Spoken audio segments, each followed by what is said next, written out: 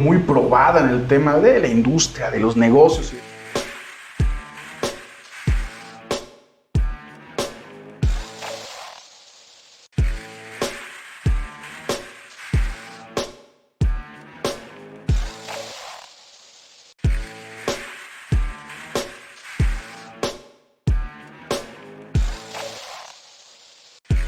Bienvenidos amigos de A Opinión Magazine y pues con una muy buena noticia. Así como lo habíamos anunciado que estaremos invitando a empresarios, a gente que ya ha sido muy probada en el tema de la industria, de los negocios y demás, a propósito de esta tremenda crisis que se nos avecina. Tenemos el gusto de presentar, por supuesto, a ver, la página dice, te voy a decir, Raúl Cobos, tú lo escribiste. Cuitlaco Pérez Cerros, una historia de éxito de un gran ser humano que vive, que ríe, que llora, que siente y sobre todo que comparte como empresario con los demás su secreto, la disciplina y la salud. Te quieren en serio, mano. Muchas gracias, Daniel. Muchas gracias por el tiempo, por el espacio y por la invitación. Bueno, estuvimos leyendo este artículo y no solo este artículo, otras revistas. Sabemos que eres presidente de MIN, Clúster Automotriz de Aguascalientes. Es MAEN, así es. Y del grupo Mainsteel. Así es, también. El grupo de industrias, el grupo industrial Mainsteel, así es. Grupo industrial, o sea, ¿estás de acuerdo que ser un industrial es complicado? Es complicado, es más complicado y más en estos momentos. Sí, platícanos cómo empezaste, Cuitlaco. Nos remontamos al año 2006. En 2006 yo inicio mi carrera en el mundo fabril en el 94. Cuando egreso termino mi carrera como ingeniero mecánico y me voy a General Motors de México en Planta Silao. En el 94 estaba todavía terminando de construirse toda la infraestructura, la nave de la OEM, de la ensambladora de camionetas. Y me toca participar en el arranque. Estuve allá un par de años, me regreso a Aguascalientes, Texas Instrument, con un grupo de varios ingenieros nos toca arrancar el proyecto de la planta del Cedazo, que ahorita es Sensata Technologies, pero en aquel entonces nos tocó terminar también de la construcción de la nave, o de las primeras 3 naves, y viajar mucho a Estados Unidos y Canadá para traer líneas de producción y proyectos aquí a Aguascalientes, y comenzar a llenar esos espacios que se habían construido. Un poquito más de 2 años después me toca irme a una compañía americana, se llamaba Indiana Cash Drawer, en donde inicié como gerente de producción, después director operativo y después director general de esa compañía. 9 años estuve trabajando ahí. Y durante todo ese tiempo, Aníbal, había un detalle, había una inquietud que yo siempre escuchaba y me preguntaba a mí mismo por qué yo no podía hacerlo. Es decir, esas historias de repente de alguien que conoce a un emprendedor. Y las historias se repetían, ¿no? Que inició en su bicicleta repartiendo X, que inició en su camionetita repartiendo X cosa, o que inició en su propia recámara con una computadora desarrollando ciertos sistemas, o que inició en su cochera con una máquina y después fue comprando otras, después rentó un local y después una nave. Y entonces yo decía, siempre me preguntaba qué tenían ellos que no teníamos el resto de las personas. No me iba mal, o sea, en aquel tiempo no me iba mal como directivo de esa compañía americana. Pero siempre hubo esa inquietud de qué podía tener yo o qué no tenía yo para pertenecer a ese grupo que normalmente son, por muy pequeño que sea el negocio, pero comienzan a escribir su propia historia, ¿no? Es el hecho de comenzar a generar fuentes de trabajo, así sea 1, 2 o menos de 5, a generar 500 o 1000 fuentes de trabajo es muy, muy reconocible y admirable. Y entonces, durante todos esos años, yo escuchaba las historias. Una de las que más se repetía era de don Jesús Rivera Franco. En donde, sí, exactamente. Esa historia aquí es icónica, pues, ¿no? Sí, claro. Y entonces, yo siempre pensaba qué podía hacer yo para tratar de pertenecer a ese grupo de personas. Y en el 2005, nosotros tuvimos un problema con la compañía donde estábamos trabajando, porque era la 3ª generación de esa compañía. Y la verdad es que el socio, más bien el dueño principal de esa compañía era la 3ª generación. Tú podrás imaginar que tenía prácticamente la vida resuelta, la de sus hijos y la de sus nietos y creo que varias generaciones. Era una compañía muy rentable, pero una compañía que nunca innovó, o sea, nunca renovó absolutamente nada, nunca se enfocó directamente a desarrollar tecnología propia, sino que adoptó modelos. Yo producía en aquel momento modelos hechos en madera, que eran cajas registradoras, que se habían diseñado en 1921. O sea, después de 87 años yo seguía Yo esos procesos me los traje de Estados Unidos unos 4 o 5 años antes de que la compañía cerrara aquí en México y en Estados Unidos. Pero la falta de innovación hizo que se fuera desplazando los productos a nivel mundial poco a poco. Entonces, esa fue una de las características que más me pegaron. Y entonces, cuando la compañía iba en declive, yo tomo la decisión de comenzar a ofrecer los servicios de la empresa, la infraestructura de la empresa, las capacidades de la empresa a las empresas instaladas aquí en Aguascalientes, ¿no? Entonces hago una pequeña presentación, la mando, durante varios meses insistimos, y en ese momento una sola empresa, comercialmente antes se conocía como INSA, ahorita es el Grupo Tachíes, que también el Grupo Tachíes ha crecido muchísimo, siendo un corporativo enorme aquí en Latinoamérica, México y Norteamérica. Y la mayoría de las plantas están aquí en México, precisamente el Grupo Tachíes. Y ellos nos dan la oportunidad de comenzar a cotizar unos ensambles de soldadura metálicos, de partes metálicas. Y entonces ahí yo empecé a derivar mucho recurso para hacer que este proyecto funcionara. Pero todavía estaba yo lidiando con la decadencia de la compañía anterior. Poco a poco íbamos saliendo más del mercado.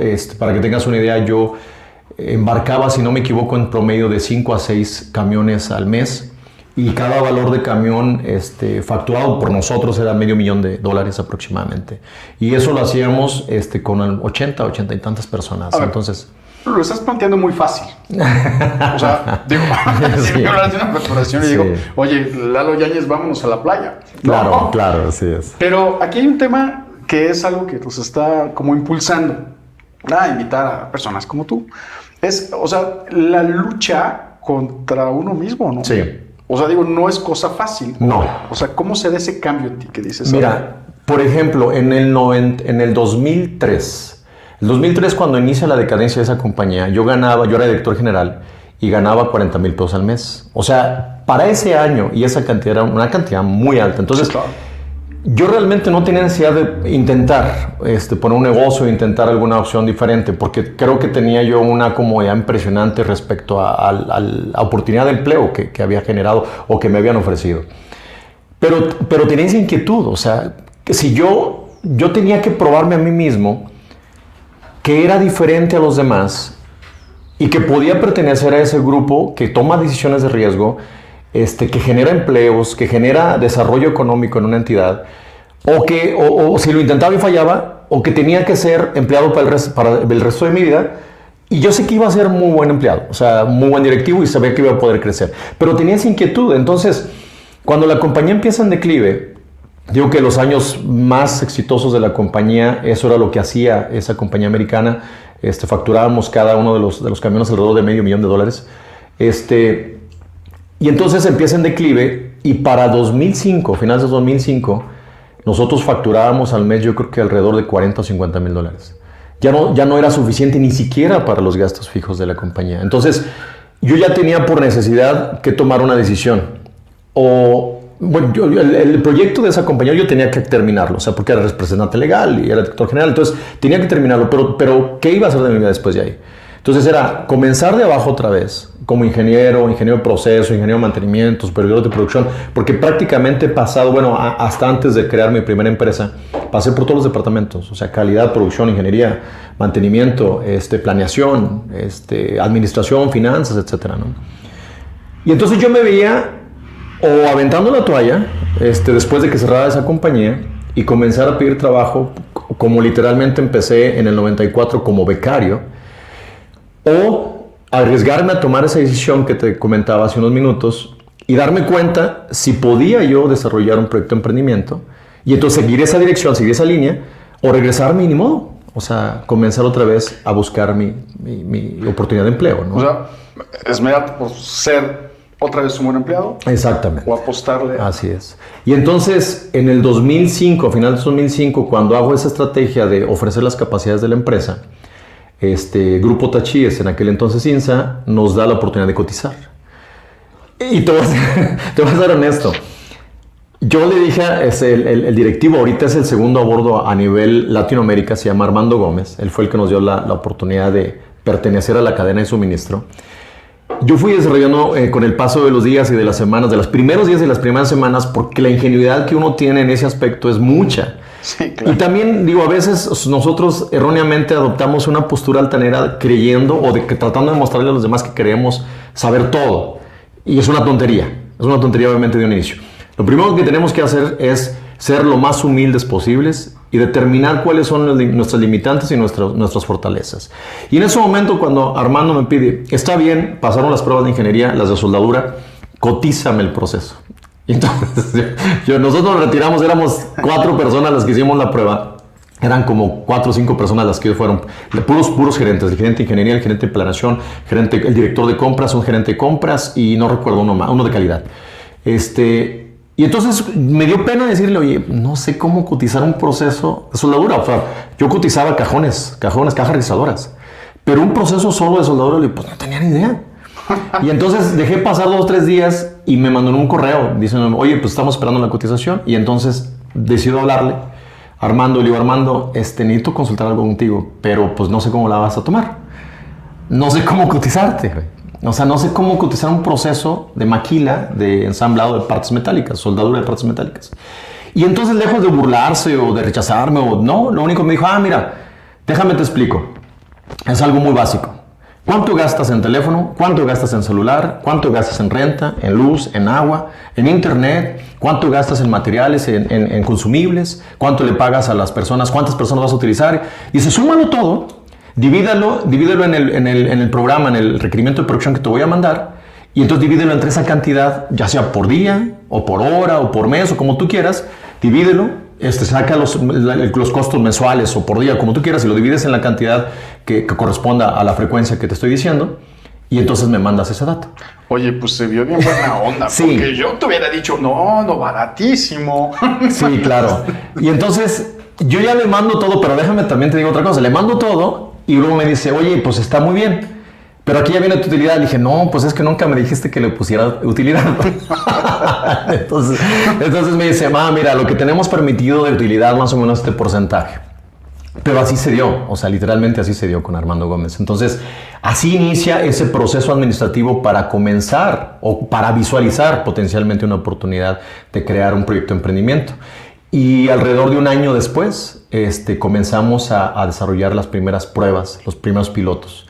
Y entonces se desarrollan las primeras pruebas, les agradan a la parte mexicana, luego llevan a la parte japonesa para validarlo, porque también tuvimos otra característica, y eso lo supimos años después, que los herramientales que nosotros desarrollamos eran herramientales muy confiables, pero aparte muy atractivos en precio o competitivos en precio comparado con los herramientales que los grandes corporativos les habían cotizado históricamente. Una idea para tener un parámetro de comparación. Si nosotros cotizábamos un herramiental en 10 pesos, se los cotizaban a ellos otro corporativo grande, o sea, ya sea nacional o extranjero, en 30 o 25 pesos, pero esa proporción más o menos era la diferencia. Y nunca supimos, hasta como 3 años después. Supimos que obviamente nos habían dado muchos proyectos porque éramos muy competitivos en precio. Pero también ese es otro punto, o sea, para nosotros era rentable. No teníamos por qué incrementar un costo o un sobrecosto cuando no era necesario, ¿no? Entonces, nosotros arrancamos en abril del 2006 con 4 números de parte que nos dio INSA. Tachi ese ahorita en ese momento. 4 ensambles de soldadura que nos hicieron crear la compañía. En aquel entonces éramos... O sea, ¿te hiciste experto en soldadura? Sí, experto en soldadura, así es. Éramos 16 personas en el 2006, 16 personas, y en un espacio, rentamos un espacio en el área operativa en 400 metros cuadrados y 100 metros cuadrados de oficina. Era 500 metros, un tallercito. Sí, claro. Un tallercito. Y entonces yo decía, algún día voy a crecer. Y ese tallercito lo rentamos en una pequeña porción de una nave que mide casi 10,000 metros cuadrados, que esa nave se utilizaba para... Sí, era un tallerito. Esa nave se utilizaba para mantenimiento de autobuses urbanos, de camiones urbanos. El dueño de esa nave tenía camiones urbanos, entonces toda la nave la utilizaba como taller de mantenimiento. Y entonces, en algún momento yo decía, bueno, nos vamos a comprar algún terreno o yo que vamos a rentar tarde o temprano más espacio. Y aproximadamente unos 7 u 8 años después, teníamos toda la nave utilizándola en procesos de manufactura. Toda la nave de casi 10,000 metros cuadrados para nosotros. ¿Cuando iniciaste fue tu objetivo? No. ¿O eso fue No. Mi objetivo era no quedarme sin empleo. Y era esas 16 personas que te comento que iniciamos el proyecto. nos habíamos quedado sin empleo con el proyecto anterior. Cuando ya cerró sus puertas, éramos los 16 que quedamos sin empleo. Y entonces hubo una situación súper emotiva, en donde yo les dije, se acaba el proyecto, o sea, no hay más oportunidad para seguir con este proyecto, con las cajas registradoras. Y entonces, en conjunto, la charla fue, ¿qué tantas probabilidades hay con el proyecto del sector automotriz? Y entonces digo, no, todavía le falta, todavía hay muchos meses para pruebas y arranque, porque estamos en la etapa de pilotaje. Y más o menos cada etapa te lleva 3 meses, del PV-test, y luego PT1, y luego PT2, PT3, y el arranque se lleva como 3 meses aproximadamente cada uno el periodo. Y nosotros ya estábamos como en PT2, entonces nos faltaban como 6 meses para el arranque. Ahora todavía mucho tiempo. Pero los chicos dijeron, bueno, si hay oportunidad nos quedamos, Inge, nos quedamos obviamente con usted. Y entonces fíjate que sí. Gracias a Dios empezó a tomar forma. Estábamos en Ciudad Industrial en aquel momento, dejamos la nave porque ya estaba muy grande para nosotros. En aquel entonces era una nave, estábamos rentando, no recuerdo si eran 2.000, 2.500 metros cuadrados. O sea, para el proyecto ya era muy grande. De hecho, 400 metros cuadrados por el proyecto eran muy grandes. Eran solamente 4 maquinitas de soldadura y 4 estaciones de soldadura. Era todo lo que utilizábamos. Pero así arrancamos. En 400 metros cuadrados. A ver, este espacio lo están viendo pues muchas personas que tienen la inquietud de ser emprendedores. Te voy a presumir que también parte de este staff pertenecen a la Universidad Tecnológica de Calvillo. Excelente. Y ellos organizan eventos, congresos incluso, sobre emprendedores, ¿no? Okay. Entonces eso pues nos inspiró, pues. Entonces, o sea, tú como emprendedor, en esta experiencia, ¿qué recomendaciones puedes dar a esos jóvenes que están estudiando, que tienen la visión y todo esto, ¿no?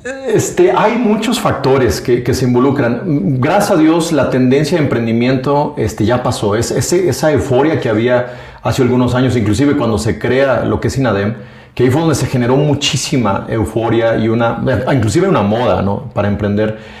Creo que emprender no se trata de una moda o de algo que tengo que hacer porque los demás hacen.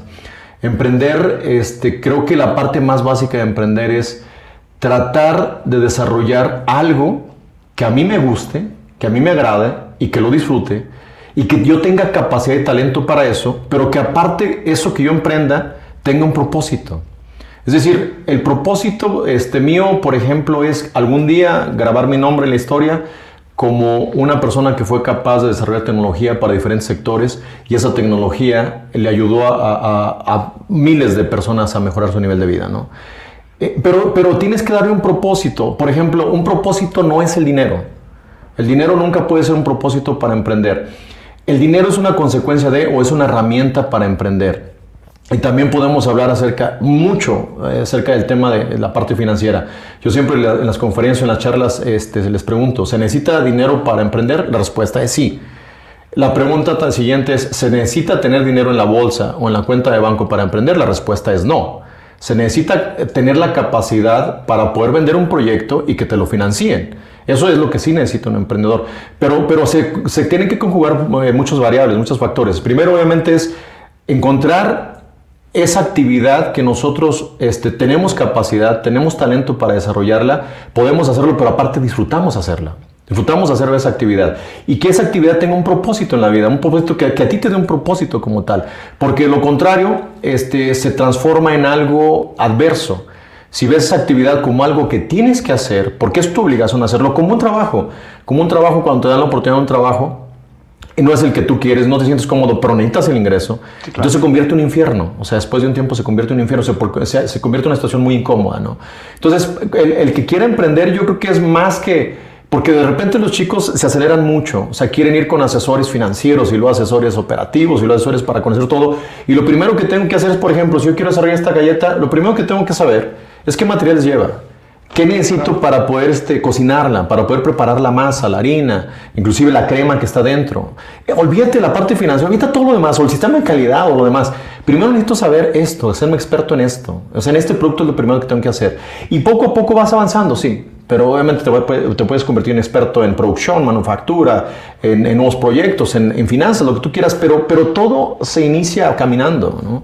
Y después volamos. Entonces, en ese aspecto yo creo que es lo más básico. O sea, los chicos de repente se aceleraron mucho en los últimos años y querían desarrollar, por ejemplo, hubo una temporada donde todo el mundo quería desarrollar apps, o todo el mundo quería desarrollar plataformas digitales, o todo el mundo quería hacer. Entonces, Mark, pues obviamente es un ejemplo que sí se puede. O también los dueños de Google y los demás, ¿no? O Bill Gates también. Pero no todos, o sea, no todo va por ahí, ¿no? Hay muchas oportunidades en muchísimos otros sectores, como ahorita, como la situación que estamos viviendo. Hay mercados que se contrajeron, como el sector automotriz. Hay mercados que se contrajeron demasiado, que fueron afectados demasiado. Pero hay sectores emergentes. Hay sectores que están emergiendo demasiado. Uno, por obvias razones, es el sector médico, el sector salud. Todo lo que se puede desarrollar, pero igual, lo mismo. De repente nos vamos mucho a lo fácil o a lo que la gente ve de manera directa, o como yo siempre les comento.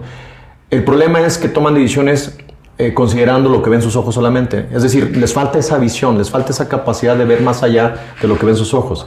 Si todo el mundo ahorita quiere vender cubrebocas, o quiere fabricar cubrebocas, o gel antibacterial, o guantes, o las caretas, exactamente. Pero ¿por qué no se van un poquito más allá? Se van obviamente a desarrollar ese tipo de tecnología, que a veces es una tecnología un poco más cara, pero no necesariamente tiene que ser más cara, ¿no? Por ejemplo, camas de hospital, o inclusive algo mucho más que mucha se gente está maquilando en Aguascalientes. Así es. Flex está maquilando una cantidad impresionante de camas de hospital, ¿no? Así es. Sí, por ejemplo, te voy a decir algo que de repente mucha gente no considera, pero por ejemplo, ataúdes o bolsas para cadáveres, ¿no? Y puede ser tétrico, pero es una necesidad que existe ahorita. Entonces, sí, eso es lo que tiene que hacer la gente, buscar esas oportunidades o tener la capacidad de identificar esas oportunidades que normalmente existen. Cuando uno llega aquí, está estudiando y luego de repente empieza a trabajar o comienza uno en la búsqueda de esa oportunidad para emprender, las oportunidades existen. Si nosotros no somos capaces de verlas, alguien más las va a ver y las va a aprovechar y las va a convertir en negocio. Eso es un hecho. Fíjate, qué interesante que lo menciones, ¿eh? Ahora, otra pregunta que también es obligada. El escenario económico actual, o sea, ¿es un buen espacio para emprender? Digo, tomando en cuenta que habrá que encontrar oportunidades y demás. O sea, ¿la economía local se presta para emprender o es un...? Por supuesto. No, por supuesto que se presta para emprender. Nada más la pregunta es ¿en qué sectores? Claro. Sí, en los últimos años, cuando Nissan también generó las dos ensambladoras adicionales, que es Planta 2 y Compass, también hubo una tendencia errónea de muchas empresas o muchas personas de quererse meter al sector automotriz. Personas que conozco que son expertas en otros sectores, que invirtieron y no les fue bien o no les ha ido bien, o definitivamente lo intentaron pero no pudieron. De repente se cree o se está en la creencia que cuando hay un boom en algo, si yo tengo la intención e invierto, como que tenemos la impresión de que están esperándonos para decir, ya invertiste, a ver, vente, te voy a dar ese proyecto. O sea, no es así, en ningún sector es así. Y en ninguna situación de emprendimiento tampoco es así, la vida no es así. O sea, aquí nada más es identificar cuáles son los sectores que están ahorita requiriendo o que exponenciaron las necesidades con la crisis que estamos viviendo y con la situación que estamos viviendo, y cuáles sectores fueron los que se contrajeron. Entonces, cuando hay una contracción de sectores, lo más probable es ser más cautelosos en los sectores, ¿no? Las inversiones en los sectores mejor hay que analizarlas más de 2 veces y pararlas un poquito, hasta que ese sector no sea más estable y empieza a estabilizarse y repuntar.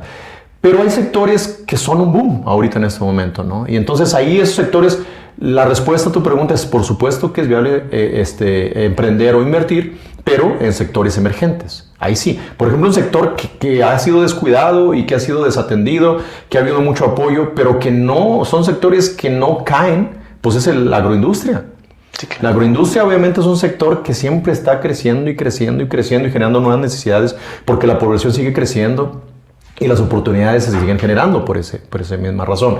Entonces, así como el sector agroindustrial, está también en tecnologías de la información, pero no en apps o no en plataformas digitales. Hay muchos sistemas que se pueden desarrollar para hacer más eficiente la administración y la operación de los mismos negocios, ¿no? Que ahí es donde también a nosotros adolecemos y que también esa tendencia es la que trae la industria 4.0. Entonces, ese tipo de sectores son los que hay que identificar y es donde hay que invertir, donde hay que emprender. ¿Y tú ves en Aguascalientes capacidad? O sea... Sí. Sin embargo, creo que lo que falta en Aguascalientes y en México es darnos cuenta que nacimos culturalmente siendo dependientes, pero naturalmente no siendo dependientes. Nacimos independientes. Déjame te explico rapidísimo. México es un país que depende en promedio, 1 o 2% arriba o abajo, en 80% de sus exportaciones en cuanto al PIB. Esas exportaciones, la gran mayoría de ese porcentaje va para Estados Unidos. Digamos, si lo vemos desde ese punto de vista, México no está tan mal porque ocupa una aportación del PIB a nivel mundial, el lugar número 15. Es decir, es la primera o la segunda, si no me equivoco, economía latinoamericana.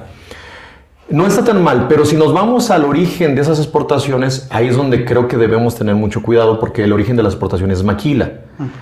Si México exportara tecnología, productos propios, insumos propios, servicios, sistemas, pero que se han desarrollado aquí, creo que pues, obviamente ese 80% sería fenomenal, sería ideal, porque estamos exportando todo lo que nosotros desarrollamos y creamos tecnológica o científicamente. El problema es que no es eso, sino que lo mejor que hemos ofrecido históricamente es mano de obra. Y son pocos los sectores que desarrollan tecnología o que desarrollan productos propios. Por ejemplo, la agroindustria. La agroindustria se puede decir que es netamente producto mexicano, porque es producto que aquí se produce en el campo mexicano o con tecnología mexicana y se exporta. También se distribuye aquí a nivel nacional, pero también se exporta mucho. Se exporta a Estados Unidos, Canadá, Japón, o sea, Asia, a varios países de Asia. Entonces, eso es un ejemplo claro que si siguiéramos el mismo ejemplo en otros sectores, México sería un país completamente diferente. Pero a donde voy con este comentario es que capacidad, el mexicano en general, no solamente en Aguascalientes, se tiene, talento existe. El problema es que si yo ahorita le digo a cualquiera de las personas que tenemos, de que nos están escuchando, nos están viendo, o aquí, de los que estamos en el set, cualquiera de nosotros podría ser capaz de desarrollar la tecnología para un celular, es decir, desarrollar un celular en este momento. La gran mayoría me diría que no. Déjame te planteo diferente la pregunta. Si yo compro un celular y te lo regalo, Aníbal, con una condición, te voy a decir, ¿sabes qué? Desármalo todo. O sea, inclusive te doy las herramientas para que lo desarmes por completo. Inclusive te doy los contactos de dónde puedes comprar cada uno de los componentes que tú vas a desensamblar. Y entonces yo te digo, ¿sabes qué? En 2 semanas me gustaría que compraras un kit completo de cada uno de los componentes que viste. Y en 2 semanas nos vemos y te voy a preguntar si eres capaz de ensamblar un nuevo teléfono. La respuesta a mi pregunta sería, sí puedo ensamblarlo. Entonces, si puedes ensamblar un teléfono con ese proceso que yo te dije, que te acabo de explicar, entonces eres capaz de crear tecnología.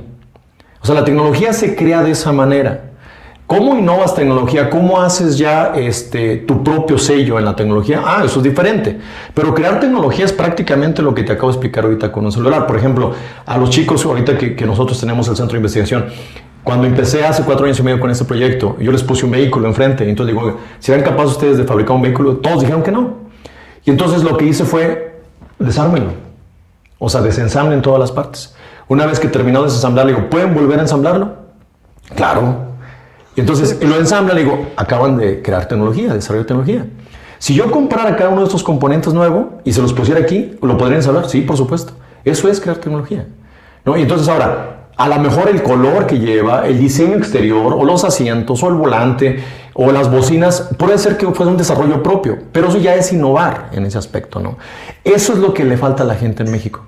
En México nos falta creer que somos capaces, o convencernos que somos capaces, no solamente de ser buenos al momento de trabajar para una empresa transnacional, sino que de realmente demostrarnos a nosotros mismos que somos buenos creando negocios, creando tecnología, creando productos y que esos productos le compitan al resto de los productos que se mueven a nivel global. Creo que eso es lo único que nos falta. Pues nos dejas pensando mucho. De hecho, voy a invitar al crew de Opinion Magazine a que mañana se traigan un celular. Y aquí lo vamos a desarmar. Porque hay que pagar nóminas. Sí, claro. No sé. De todas formas, estamos muy contentos que estés con nosotros. Muchas gracias. Tristemente, el tiempo, pues aquí es muy limitado, claro. También en las benditas redes sociales. Claro. Oye, pero eso me gustaría cerrar con ¿qué mensaje le dejas ahorita a los empresarios que están trabajándose, esforzando, o sea, que están día a día dándole duro para seguir adelante sus proyectos, ¿no? Que hay 2 opciones que nosotros tenemos desde que inició esta situación o esta crisis. Una de ellas es llenarnos de basura con toda la información que recibimos todos los días. Es una situación que no esperábamos, es una situación que nadie presupuestó para este año. Y es una situación que nos desestabilizó a todos. Haber parado la operación durante 2 meses aproximadamente nos crea un lastre económico y financiero que genera pasivos muy graves. Pero pues obviamente son esas 2 opciones. Una es aventarnos al piso y empezar a llorar o seguir llorando respecto a la situación que estamos viviendo.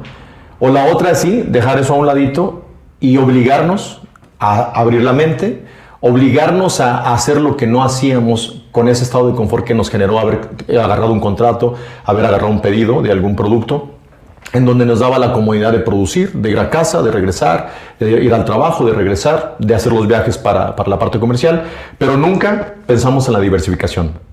El problema es ese, o sea, hay oportunidades de negocio, hay oportunidades de emprendimiento ahorita en este momento y hay oportunidades para diversificar los negocios. ¿Es complicado? Sí, por supuesto que es complicado, pero es igual de complicado que cuando empezamos. No es diferente a cuando empezamos. Eso también es lo que siempre he repetido en los últimos días. Cuando nosotros empezamos a cada uno de los proyectos, como cada quien haya tenido esa etapa de vida, fue complicadísimo. O sea, no teníamos ni dinero, ni teníamos la capacidad, ni teníamos experiencia, ni teníamos conocimiento, pero lo hicimos funcionar. Pero en aquel tiempo probablemente éramos más jóvenes, ¿no? Pero ahorita la gran ventaja es que somos más expertos y en muchas otras áreas. Entonces, es eso, o sea, irnos a la parte más básica de nosotros como empresarios y como emprendedores y volver a retomar lo que dejamos de hacer.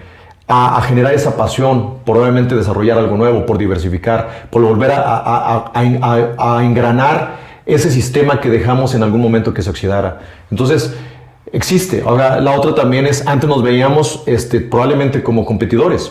Ahorita creo que es una ventaja en donde podamos dejar a un lado ese ego y comenzar a unirnos como empresarios y empezar a compartir capacidades, experiencia, recursos para poder entrar a proyectos que solo es difícil que pudiéramos entrar. Entonces, hay muchas alternativas, hay muchas vías, Aníbal. Yo creo que es momento de comenzar a romper los paradigmas y los vicios o los hábitos que generamos en los últimos años por esa comodidad que nos dio haber tenido un pedido o clientes estables y comenzar a ser creativos otra vez, ¿no? Comenzar a ser proactivos en ese aspecto y diversificar.